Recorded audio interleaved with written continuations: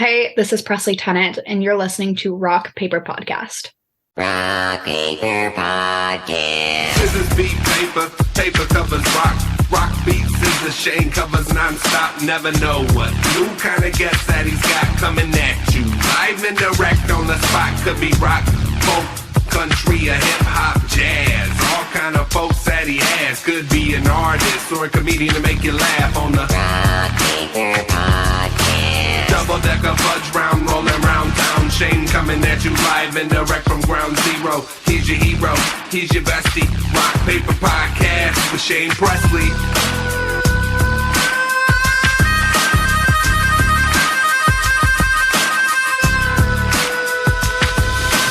Rock Paper Podcast. Hey, everybody. Shane Presley here, Rock Paper Podcast, coming to you from St. Louis, Missouri. Hanging out today via Zoom with Presley Tennant. Welcome to the show. Hi, thank you so much for having me. Yeah, absolutely. This is very exciting. We just met a couple minutes ago, and but I'm excited to get to know more about you and your music and share some of your story.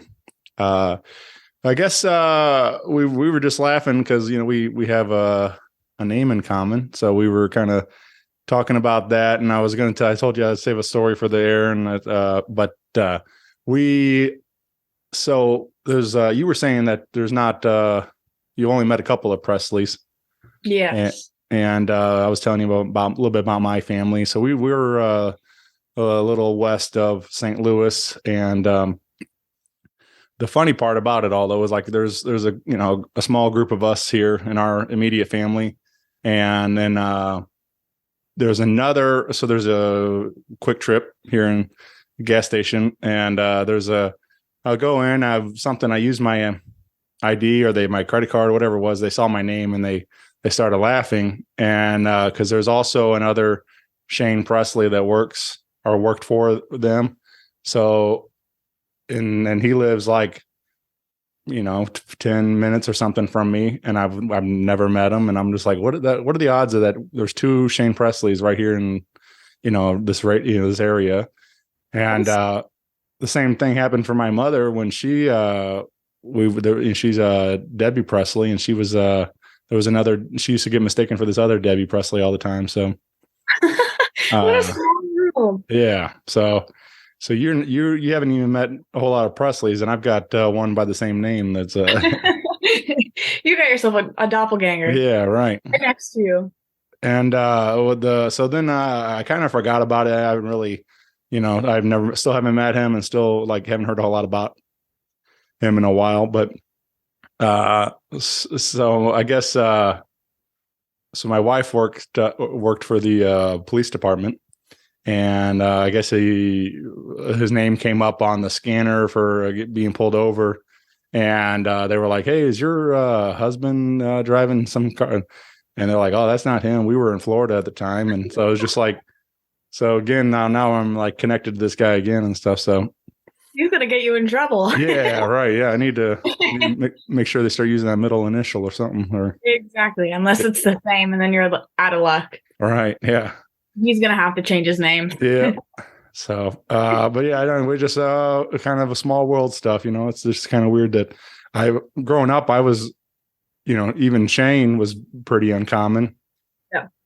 And then having Presley was also pretty uncommon. So then to meet another Shane Presley was very strange for me. So, but yeah, did you? So is your name from Elvis, or is it was there another Presley influence? I wish that I was named after Elvis. That would be a lot cooler of a story. But my parents, when they found out they were having me, they didn't know if it was going to be a boy or a girl. And so they liked the name Preston for a boy. And then they found out I was a girl. And so they were like, hey, what can we do? And they were like, Presley, that's kind of cool. But so that's how I got the name Presley. But it would have been a lot cooler of a story if I was named after Elvis. And now I do music. So it would make a lot more sense. But no, it unfortunately not named after Elvis. I think I might change the story after this. Yeah.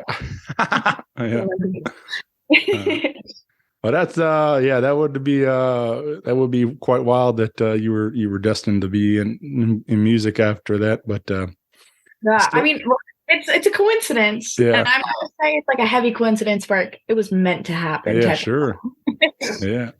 Well, tell me about you. Where are you currently located at? Where do you call home? So I currently live in Norco, California. It's a small little town in Southern California and like known for our horse property and all the horses here. And so was born and raised here my entire life. I don't know anything else, and I'm so glad I don't. I love everyone here. I feel like it's just kind of like with California, we get a little bit of everything. We get like the beach, the mountains, the desert, the city, but it's like I'm in like that little area where you're kind of just outside of it all, but you're so close to everything. Yeah. It's really nice, and everyone here is so incredible. It's like everyone knows everyone type of thing. Oh yeah. So, but I love it out here. I do go back and forth between here and Nashville quite often. It's been a little bit, but hoping to kind of make the move out there soon, but not not planning on it. I'm just seeing where life takes me, and if it calls me out there, then I'll be out there. But in the meantime, I'll be out in California. Yeah. Very cool. Yeah, I've I've made the run down there a few different times. I was actually just spending some time down that way in like Knoxville area for a weekend with a bachelor party, playing around on like this ATV park, and but it's pretty country down there too, the Smoky Mountains and everything. And but the city itself, Nashville's a lot of fun. It's always a good time down there too. So I gotta go check out that ATV park down in Knoxville. That sounds pretty cool. yeah, it's I don't know, it's like it's just ridiculous. It's like 72,000 acres and like over 300 miles of trails, and it's just massive. Oh my So gosh. it's not quite Knoxville. It's Oliver Springs, I think, is the town. But Oh. but yeah, super cool place, and we had a lot of fun just running around on side by sides all over the mountains. How cool. I was Yeah. like, see, the thing is, out here, we don't have a lot of like the woodsy, like where you can actually go on trail riding, unless like you're on a dirt bike. But we got sand dunes out here. So every winter and fall, we are always out there. I think I was out there last week. So riding Yeah. the quads and or ATVs, and then with the Can-Ams and things like that. It's like my Yeah. favorite. Yeah, I was like my first like real experience with the side by sides like that. I grew up on dirt bikes and mini bikes and stuff, but I was really impressed like how they performed. Like we didn't get stuck, and all weekend we were all kinds of rocks and water and mud, and it rained all day Friday when we were there, so it was nice and muddy out there. Oh my gosh, how fun. Yeah. So yeah, we had a real good time. Just and they have like cabins there we stayed in and stuff. So it was a good trip. That sounds like a good time. Well, excuse me, I'm still all right. I think hopefully that'll be better. So what about music? Is when did you feel like that calling to start pursuing music? Did your family help influence that early, or did you do something you find on your own? So growing up, I thought I was going to be playing soccer for my entire life. My whole family played. My dad was my soccer coach. I mean, he still plays time to time. My brothers still play. And so that was kind of like the trajectory that I thought my life was going to be on. But I got to a point where I also really loved singing. And it was more just for fun. I didn't think anything of it. I was like, oh yeah, like I love karaoke and things like that. We go to Taco Tuesday and Yeah. I'd sing a Pat Benatar song at like 7 years old. And then I don't know, I just kind of fell in love with singing, and like because I was a very shy kid, but once I was like kind of singing on stage, all that like shyness really went away. And then I started taking vocal lessons when I was about 7. I told my mom, I was like, hey, I want to take vocal lessons. And so I found the lady and I called her and I was like, hey, I want to take vocal lessons. Call my mom back. And then she called my mom back and she was like, do you know your daughter's doing this, calling random strangers on the internet? And she was like, probably. It doesn't make any sense. All right. And so I started taking vocal lessons from there, and I was doing little competitions near my hometown. Just like little, all ages from like 7 to like 18 and things like that. But I did that from 10 to, I would say like 7 to 10. And then I was introduced to a girl group called the 5 LPs, or the Five Little Princesses. And so we were a Christian-based pop girl group. And so we were like bright pink tutus, all bedazzled. You got all the rhinestones going on, full of sass. All these girls were professional dancers, and I could not dance a lick. I could keep in time, but it was not going to be good. But that was like my first real introduction into the music industry, and I fell in love with it.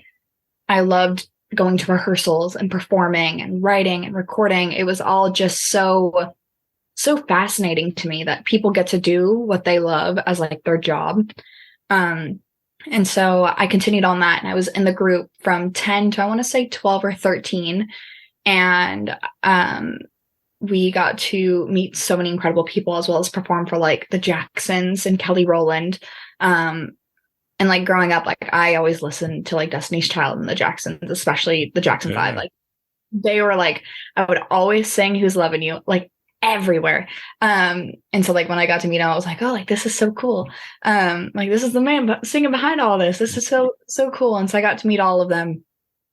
But after the group kind of ended, I continued on the solo route, and I was doing pop music still at that time because that's what I knew. And I didn't know anything different. And so I continued on with that. And I learned so much during that time. I worked with so many incredible people, and every person that was like on my journey along the way throughout the years has just taught me so much. And so I was about 16 when I kind of got to the point where I felt like I was writing music that just didn't feel like it was me.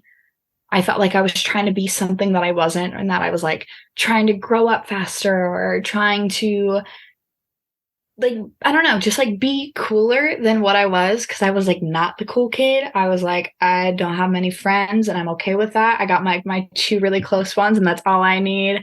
I didn't care to like go out and like go to like the whole party thing. I was like, that literally sounds so boring. Like I'd rather be at home, snuggled in bed, like watching a movie, that type of thing. And everyone's like, oh, like, do you want to go out and do something? I'm like, no, I'm good. Like, go ahead. I was like, text me to go.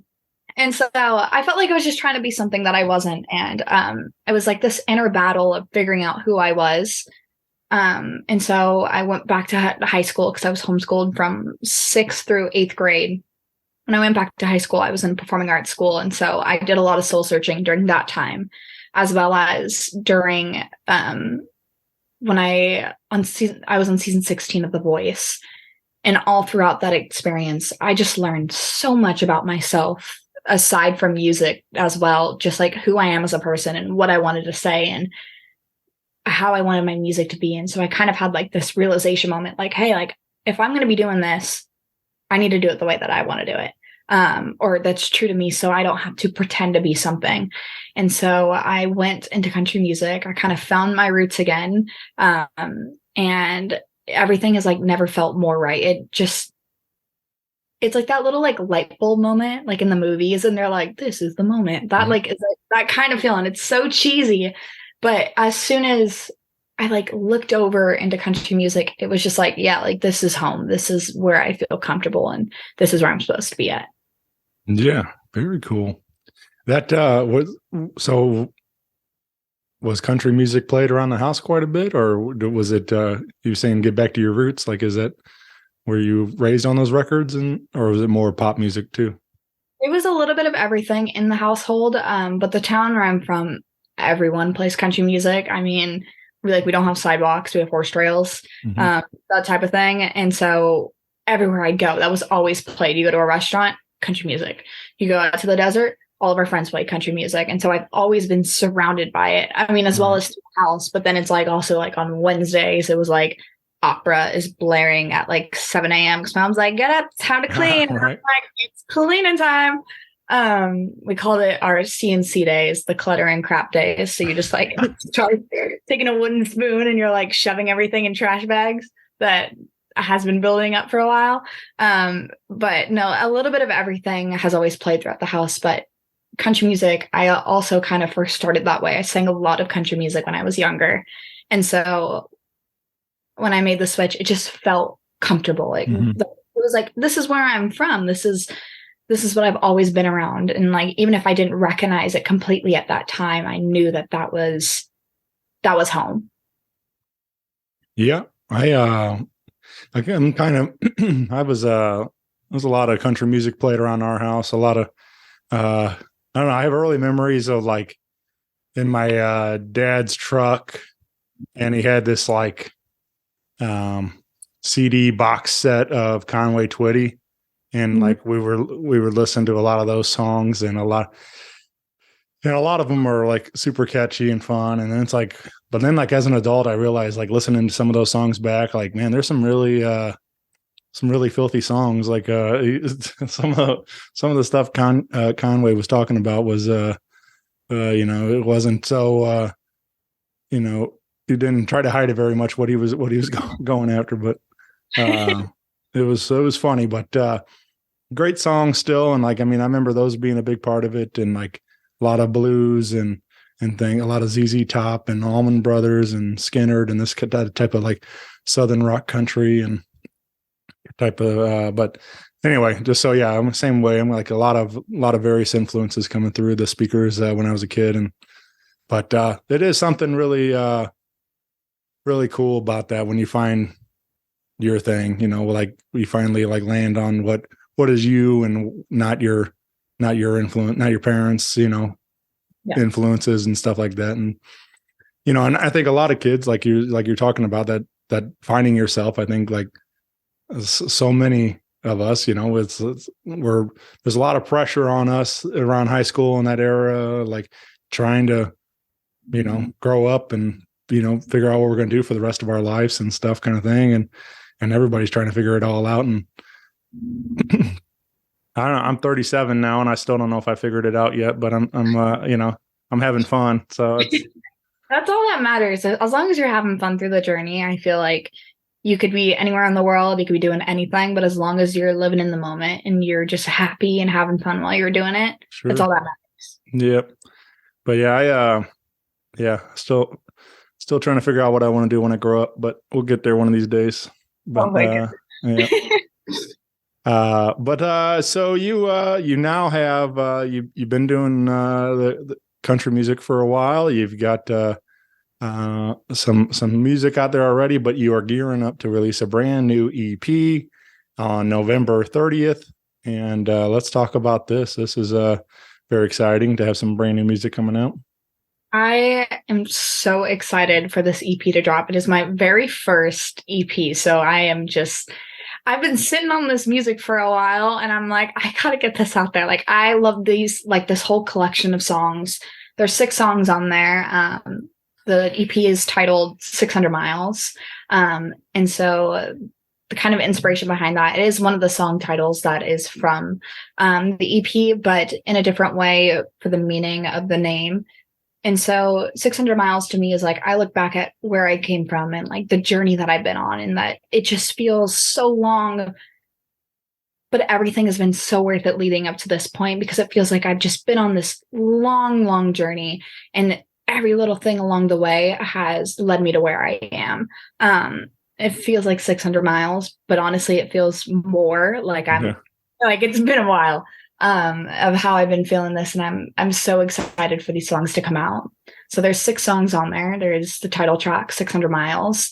There's How Many Kisses, Mess with My Man, Love's Gonna Win, Pray for Peace, and God Forbid We Pray. And each one of those songs, I feel like over the past couple of years, it has just been, I've been through these feelings over and over again and figuring out exactly what I want to say. And there's certain songs that I absolutely love on this. I love all of them equally, but there are certain songs in this moment of time where I can really resonate. And I feel like a lot of people can do that with certain songs that are on there. And it could be different from what I'm feeling right now.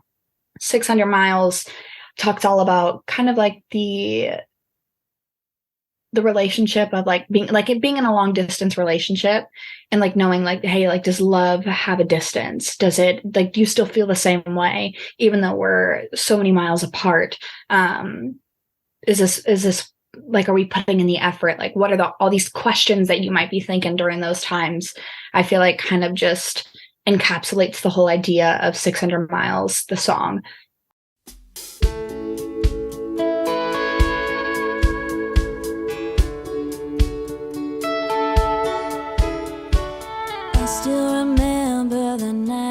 July when you pulled me in close for a kiss goodbye. Had to turn and walk away so you didn't see the tears in my eyes. You left me questions in my heart, left me wondering why I fell so hard. Why'd you have to go so fast and go so far?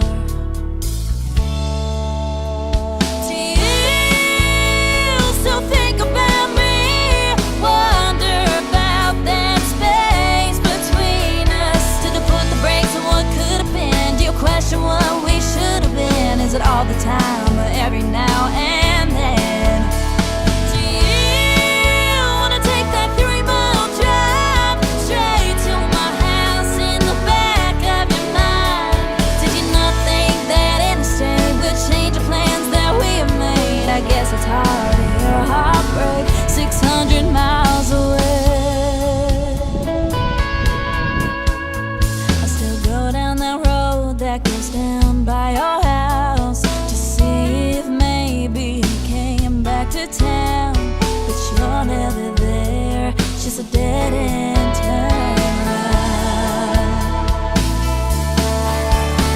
Do you still think about me?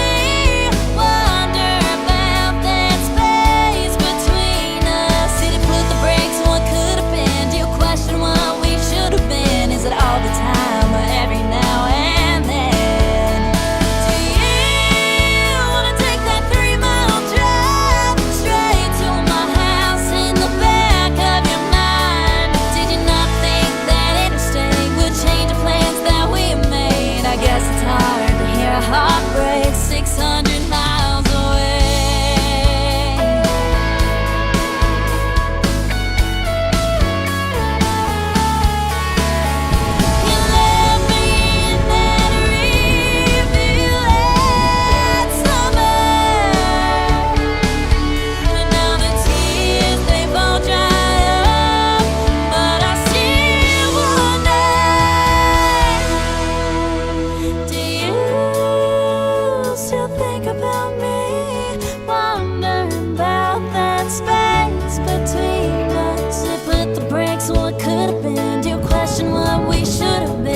All the time or every now and then?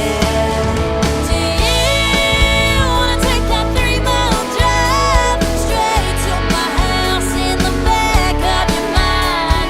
Did you not think that interstate would change the plans that we had made? I guess it's hard to hear a heartbreak 600 miles away.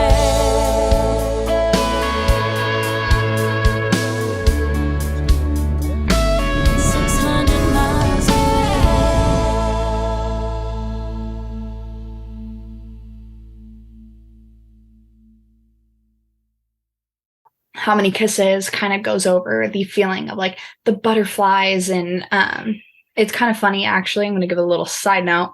Like, while we were writing it, I wrote this with Victoria Banks and Mary Sue England, and we kind of like just had this idea of, you know, the saying like about a Tootsie Pop, and it's like, how many licks does it take to get to the center of a Tootsie Pop?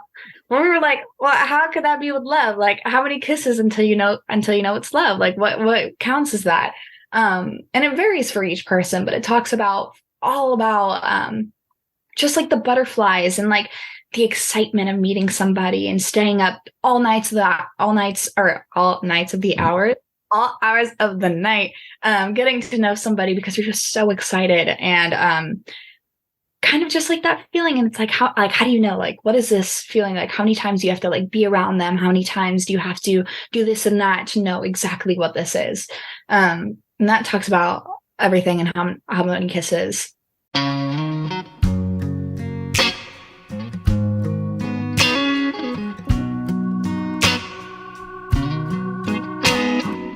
Say goodbye and I leave your driveway, but halfway home I turn around just to hear you say my name, 'cause it makes the most beautiful sound when you touch me and I can't breathe.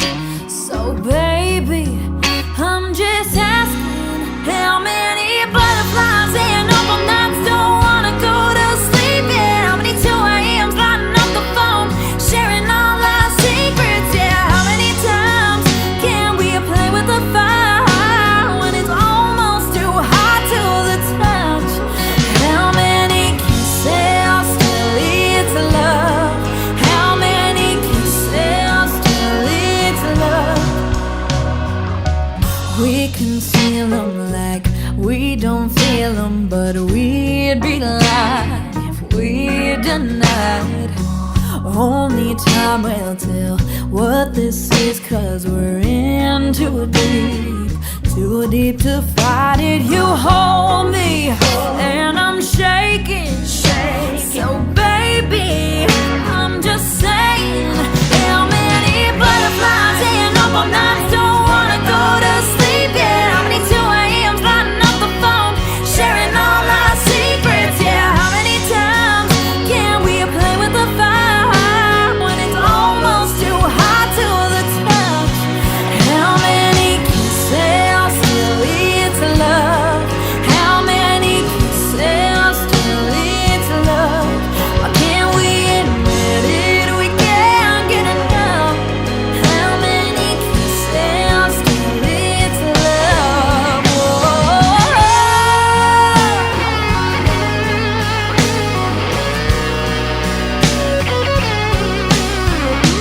You hold me and I'm shaking. It's crazy. I'm just saying, oh, when you touch me, oh, I can't breathe. So baby, won't you tell me, how many butterflies and up all nights don't wanna go to sleep? Yeah, how many 2 a.m.s lighting up the phone, sharing all our secrets? Yeah, how many times can we play with the fire but it's almost too hot to the touch? How many kisses till lead to love? How many kisses till lead to love? Why can't we admit it? We can't get enough. How many kisses till lead to love?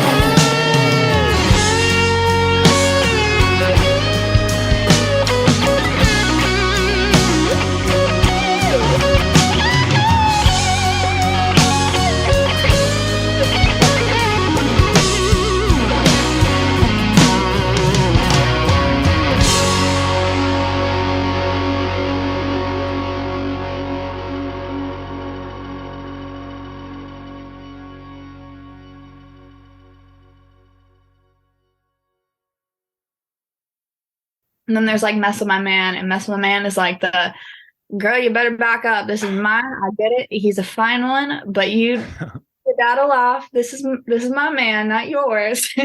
That type of feeling. It's like a very boss girl energy, I would say.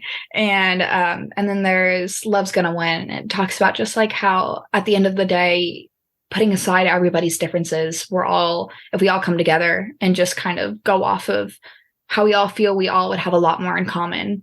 In the fact that like everything will be okay, because as long as we all have the love and respect for one another, we're all going to be fine.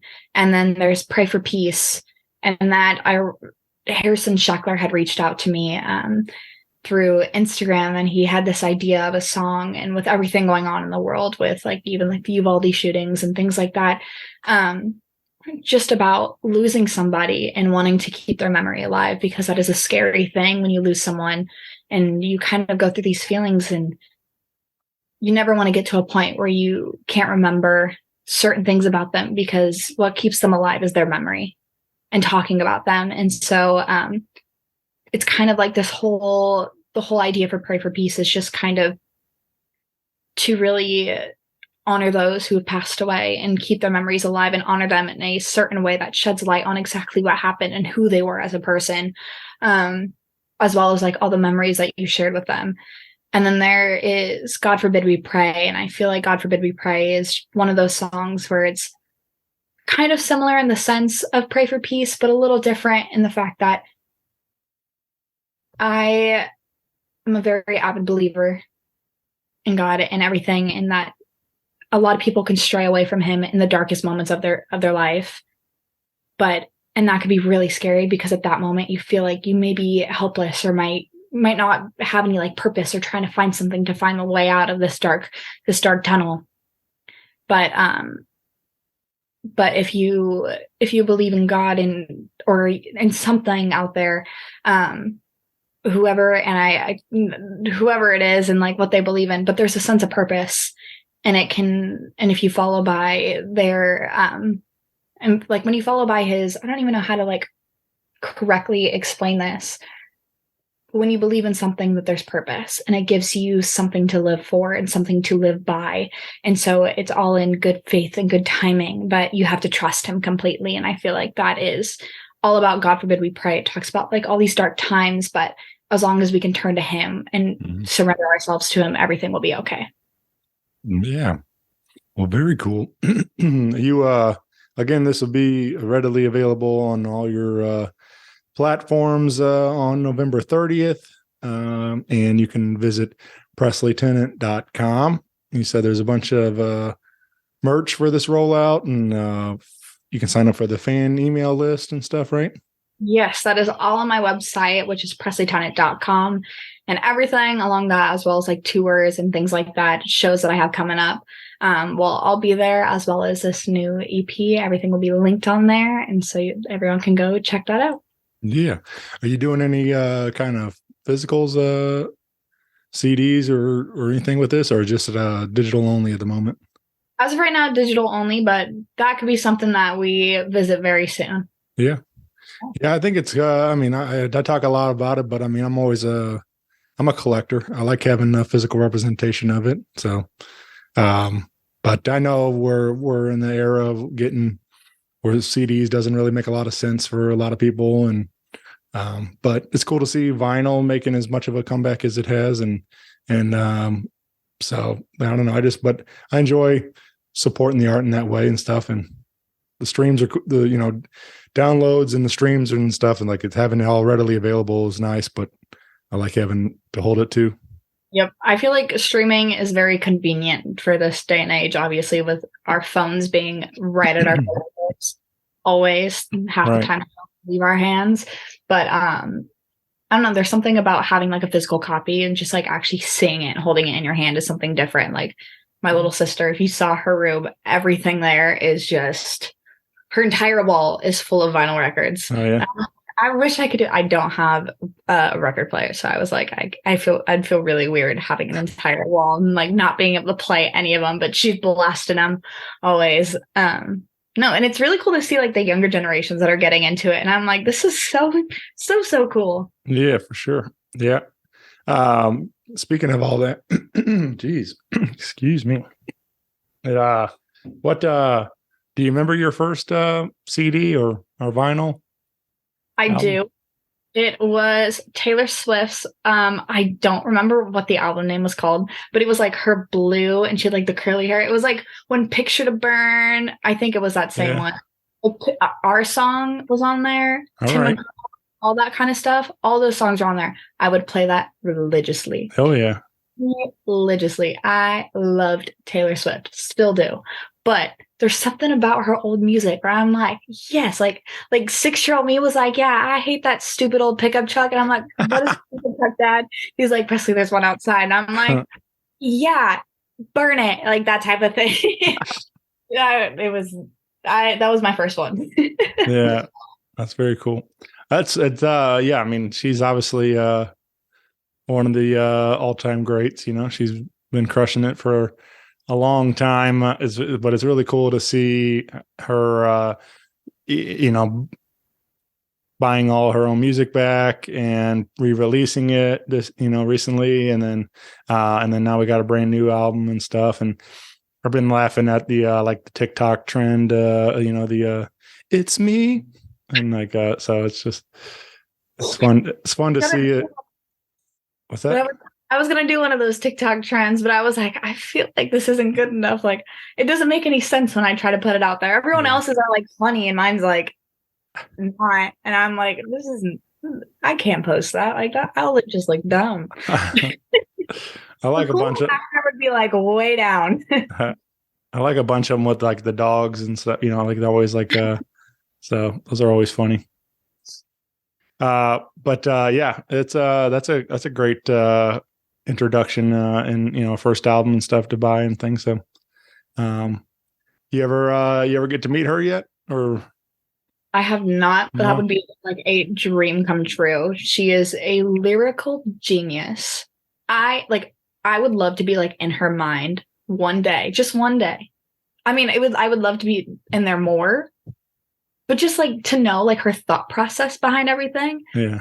Because like even like the little Easter eggs that like she drops from talking about like previous songs that she's released and how they're like integrated into what's coming out. And like all of like the Swifties, they are also geniuses for figuring it out. Cause I'm like, how did you find this? Like I'm looking at this and I'm watching it and I'm like, it's just like a normal video. And they're like, no, this is what this means. She touched her hair like 4 times. So that means she's talking about track 4 on this album. And I'm like, all right. Like they should be detectives. Yeah. Like seriously, they should be in the FBI at that point because they're finding clues.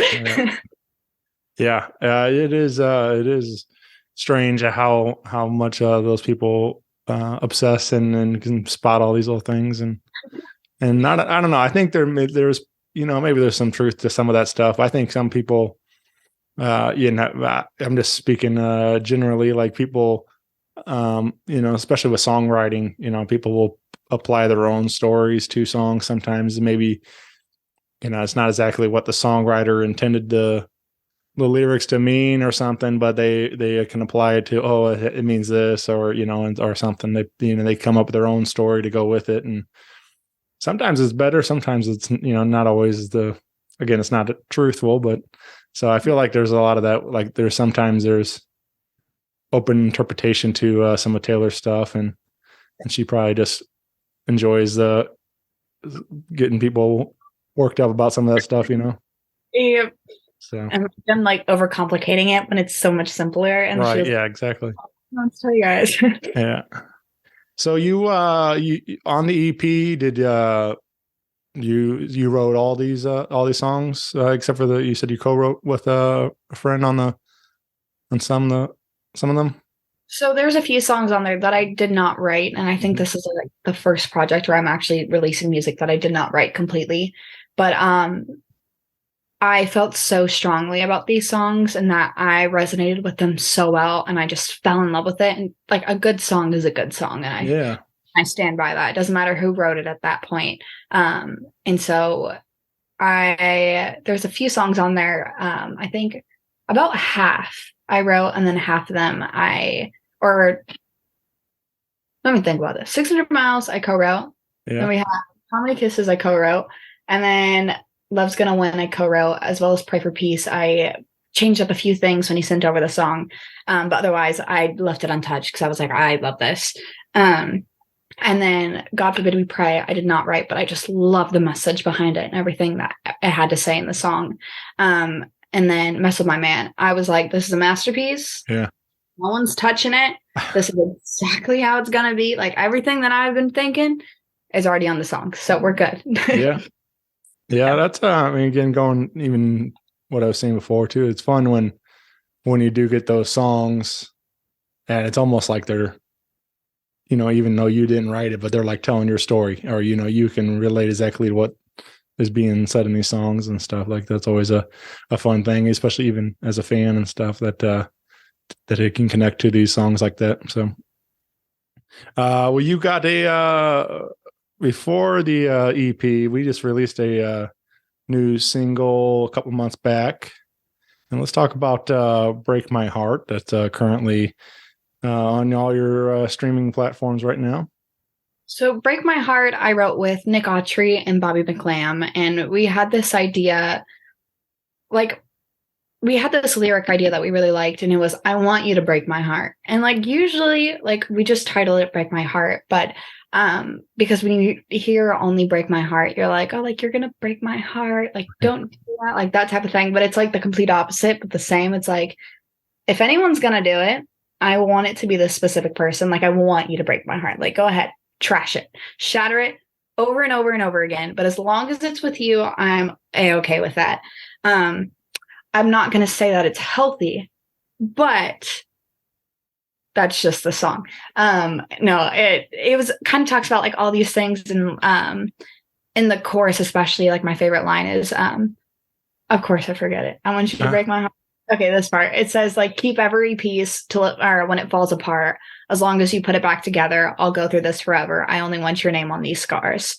Like, I feel like that the entire chorus just kind of like encapsulates the whole song. And it's like you have me like wrapped around your finger at this point. Like, I'm giving you everything. And even if you only give me a little bit of it, like, I'll take what I can get because I'm okay with it. And so like the song I feel like is really fun. It's probably one of my favorite songs that I've released. I feel like it's just so upbeat and a little different than what you'd be expecting the first time when you first hear it. Cause you're like, again, like, you're gonna break my heart. Like, yeah.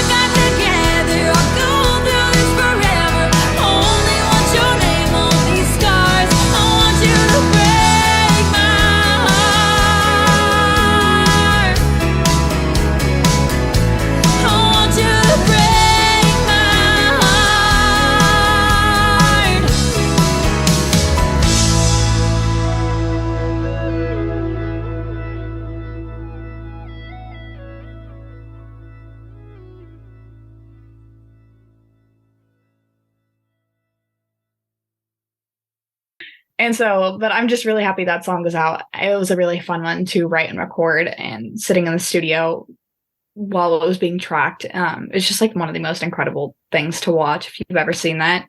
Like sitting in there, they listen to this like a little voice memo of like a work tape of a song that musicians listen to it like maybe once or twice, and they're like, okay, cool, like let's go in there and do it. And then all of a sudden, the song is done. And I'm like, Yeah. magician. Like magic. Yeah. Magic. Yeah. I'm like, you guys just transformed something in front of my eyes, and like it was done in like 10 minutes max. I'm like, you guys are incredible. Yeah. I'm not, I don't play. I'm never been, musically inclined really. I'm just a huge fan. And, yeah, it blows my mind to see the way that people are able to communicate like that. And like, just to immediately pick up on something and run with it like that and just make some beautiful piece of work like that. It's really crazy to see sometimes like that. But like I said, they are magicians. Seriously. Yeah. Either like magicians or like wizards of some sort. Yeah. They all, every single one of them. Well, I went through a bunch of your songs, just trying to get to know a little bit more about you. And I really enjoyed Break My Heart. I enjoyed, Something in Orange. And Gamble on You was fun. Like all the different, references to, cards and everything else that are in there. Which was as a fan of songwriting, it was fun to see how many different, references you could put in there and stuff. So. Thank you so much, because I was struggling writing that song. I have never played any. I'm only 20. I can't gamble. Yeah. All right. I was like sitting there. I was like, Mom, what are like gambling references? Like, what do people do when they? I know there's like slot machines. I was like, I know there's like, I think it's Texas Hold'em, blackjack. I was like, there's a king and queen. Yeah. Maybe that's chess. I don't know. I was like sitting there and I was like, can you help me out a little bit? Like, do you know any of this? But no, the whole vision, it was kind of funny on that one because I was sitting in a hotel room and I was going into track like 2 days later, and I just wasn't in love with one of the songs that I had already wrote. And so I was like turning on the TV channels and I was like, okay, like I'm gonna mess around and see if I can write something better that I like. And so I came across the poker channel and I was like, okay, cool, whatever, leave it there. Didn't think anything of it. And then in this guy that I really liked at that time, and I was like, oh my God. I looked at the TV. I like looked at my phone, like the TV again, my phone. I was like, this is a gamble. I'm taking a gamble right now. Like I have no idea how he's feeling. And so it was like a risk that I was willing to take. Like, I'm giving you my all, but I don't know how this is gonna go. I'm going all in, gonna try to win big, or I could lose it all, heart shattered on the floor. That like stomped on it a few times, like that type of thing. But I wrote the song and I really liked it. I sent it to my producer at that time and he really liked it. And so I went to the studio the next day and the whole song was finished. And I was like, I love this. This is like one of my favorite songs now. Yeah. Yeah. It turned out really nice. Like, it's just like, it's just, again, as a fan of songwriting, it's fun when you see somebody take something that, like that, like it might be like right in front of you, like there was that, and then, but just like to see it come together so nicely, like the idea of taking a gamble. And so, well, it was very well done, and you can find that on all your streaming platforms. And again, visit PresleyTennant.com for more info on the new EP and sign up for the emailing list and find some tour dates and all kinds of fun stuff there. I had a couple of questions I want to get your take on, and so what about, say we have a Presley Tennant like action figure or Barbie or however you want to market it. What would you say would be like 3 accessories to go with your figure? Oh. I mean, obviously the first one has to be a microphone. Yeah. I feel like that's a given. Do you have like a certain color microphone or just a standard? I mean, if it could be like rhinestoned, that would be great. I do not have one. Oh, yeah. If it could be rhinestone, that would be ideal. I do not have a rhinestone one, but that I would love.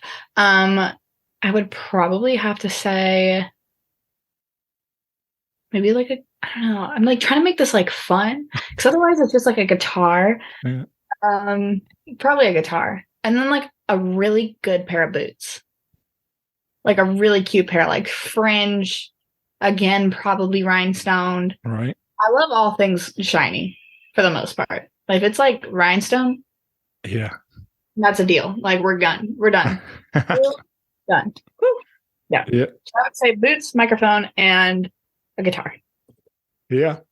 I'm sure there's some great places in California too, but that was one thing I noticed that we went to a couple of different my wife was when last time we went down to Nashville, she was like wanting a nice pair of cowboy boots, and she started looking around. Like there's just tons of them, tons of great stores, and There's like one pair of boots or one store that I would love to buy them from, but they are so expensive. yeah, right, A house payment in their own. yeah, Like Luke Casey's, beautiful, beautiful, but they are pricey. And I was Yeah. like, that's a later in life investment.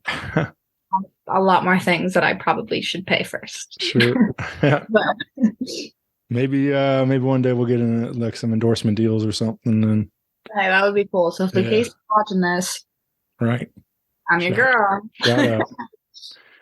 Yeah. All right. What about a dream duet or collaboration? I mean, I know we talked a lot about Taylor and stuff. Is there a certain somebody you'd love to work with? There would probably, there's a lot of people. Yeah, for sure. I'll give you like top 5. All right. Carrie Underwood for sure, because I love Carrie Underwood. I love how powerful she is and everything that she has to say in her music. It's just, I don't know, it's so effortless the way she sings too. And I'm like, there's no one else quite like her. Miranda Lambert, because she's got all the sass, all the grit, like I don't know, boss girl energy again.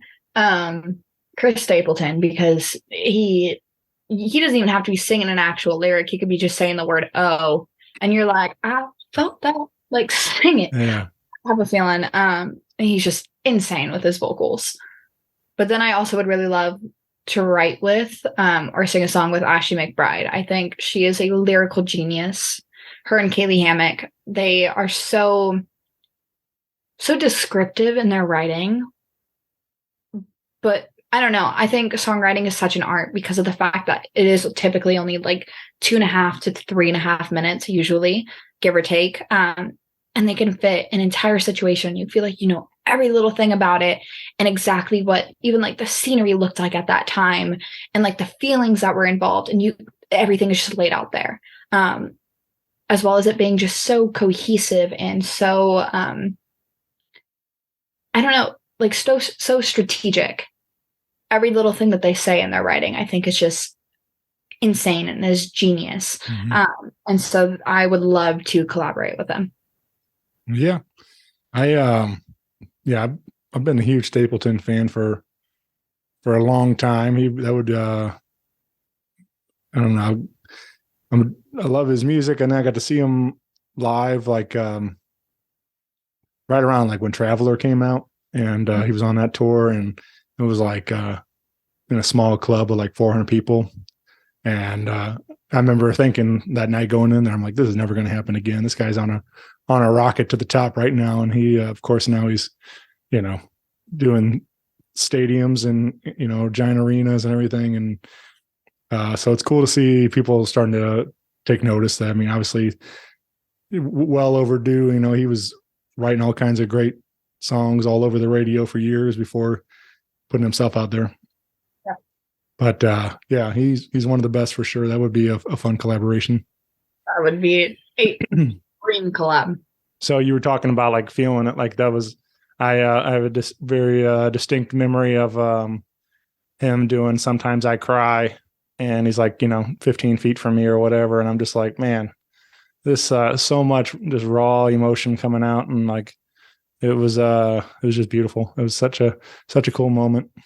It's always, I don't know, whenever he sings, I'm like, this is so vulnerable. Like, Yeah. I don't know, the way he sings it, I was like, he just seems so so like authentically him. Like he's just free. He's not holding anything back, and I really admire that. Mm-hmm. And I love that he like does it all with Morgan too. Like she's right there, and he's like looking into her eyes as he's singing to her and stuff. And I don't know, it's just beautiful too. It's just I love that their relationship and that they can do this together. And so it was very cool to see. It's kind of that whole Johnny and June thing or whatever, the different other love stories throughout the country music and stuff, but it's really cool to see them getting to do that together. Well, let's see what I got. One more for you. All right. What I was thinking, like talking a lot about different songs, and is there a song you wish you wrote? Like, is there one you that you heard and you're just like, man, I wish that was on my album, or I wish they just feel like they're telling their story, or anything in that sense, like you just really connected with? I would say 2 songs in particular. It would be Worship What I Hate by Lady A.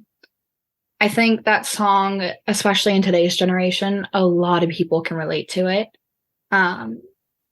We all subliminally do things that like we don't necessarily would want us to do. Like even as stupid as like when we wake up, like the first thing that we do is like check our phone and like see what's going on in the world. But it's like there's so many of like these things that like we don't realize that we're doing, and it's like we slowly start to become that.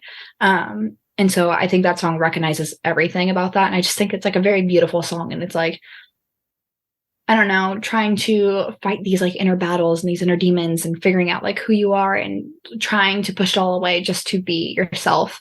I just think it's a very beautifully written song. And then Ashley McBride's Girl Going Nowhere. I would have to say that one because I feel like it's also kind of like the journey that I'm on too. Talking about like how like being from like a small town and then doing all these cool things, and people are like, oh, like it's gonna fade away, like that's not real, like she's gonna be done in a flash. Mm-hmm. And then it's like all of a sudden you still keep going, there's a little bit more traction, everyone's like, oh, like yeah, like I know her, and I'm like, you didn't know me back then. Yeah. You didn't want to.